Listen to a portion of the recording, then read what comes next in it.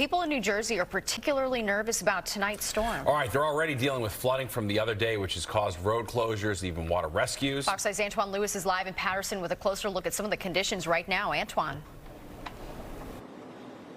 Natasha, I'm going to step out of the way because we are going to see how far this gentleman in this truck is going to go, because you can see what's directly in front of him at the end of the road. And across the river, that last truck there is where the Passaic River actually is. So all of this water, to piggyback off of what Audrey Pointe was just saying, is left over from earlier this week. And even though the governor, who was just on the radio, and I'll tell you what he said after you see our story in just a moment, but even though the governor is saying that the Passaic River right now is at the crest, it has not reached its peak yet, and even though we're only talking about 1 to 2 inches, still, for the business owners and the people who live in this street and along this area in particular, enough is enough.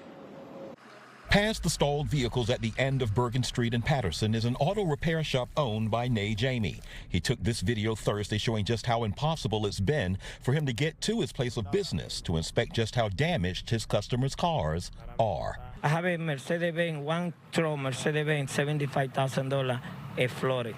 I have a Land Rover 2018, like $50,000 flooded too. Skyfox HD captured a rescue Friday morning of people who were trapped in their home because of how high the water had risen, water from the last storm just days ago. City officials in Patterson blocked off nearly 24 streets because of standing water. We also rescued an individual who decided to bypass the barricades that were set up and got stuck, and thankfully we were able to save him. I want to underscore the importance of turn around so you don't drown. Utilities crews went door to door along impacted streets, notifying residents that their gas was being turned off out of safety. 2 shelters have also been opened for those needing some place to go. We have to continuously block roads.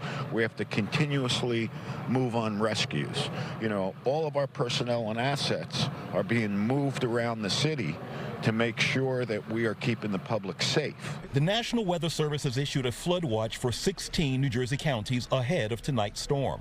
On Thursday, while touring Little Falls, another area still recovering from Tuesday's soaking, Governor Murphy said the state is considering buying the properties of residents in some flood-prone areas, then helping them relocate. We asked Passaic County resident Tranky Borey if that's something he would consider. Yes, I will move.